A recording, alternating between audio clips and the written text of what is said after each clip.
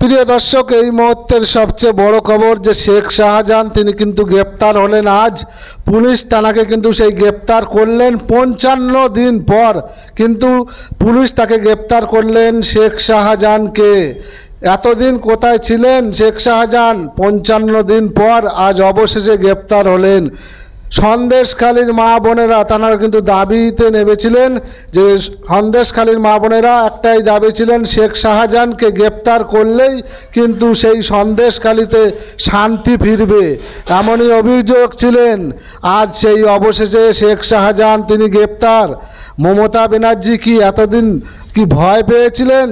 মমতা ব্যানার্জি কি ভয় পেয়েছিলেন যে শেখ শাহজাহান গ্রেপ্তার হলে যে মুখ খুললে ফেঁসে যাবে, এমনই কি ভয় পেয়েছিলেন? আজ অবশেষে শেখ শাহজাহান গ্রেপ্তারের পর হাইকোর্টে তুলবেন, তোলার পর কি বলছেন শেখ শাহজাহান আপনাদের দেখাবো যে শেখ শাহজাহান তিনি কি বলতে চাচ্ছেন। এতদিন পর গ্রেপ্তার হলেন শেখ শাহজাহান। কিছুদিন আগে নওশাদ তিনি কিন্তু সন্দেশখালীতে যাচ্ছিলেন, সন্দেশখালীতে যাওয়ার 62 কিলোমিটার দূরে কিন্তু নওশাদকে গ্রেপ্তার করেছিলেন, আপনারা জানেন। আজ অবশেষে সেই শেখ শাহজাহান কিন্তু গ্রেপ্তার হলেন। নওশাদ কিন্তু একটাই কথা বলেছিলেন যে 5 টাকার কলমে সবাইকে জব্দ করে দেব। হঠাৎ সেই দিন আবারও আজ এসে গেল, শেখ শাহজাহানকে কিন্তু গ্রেপ্তার।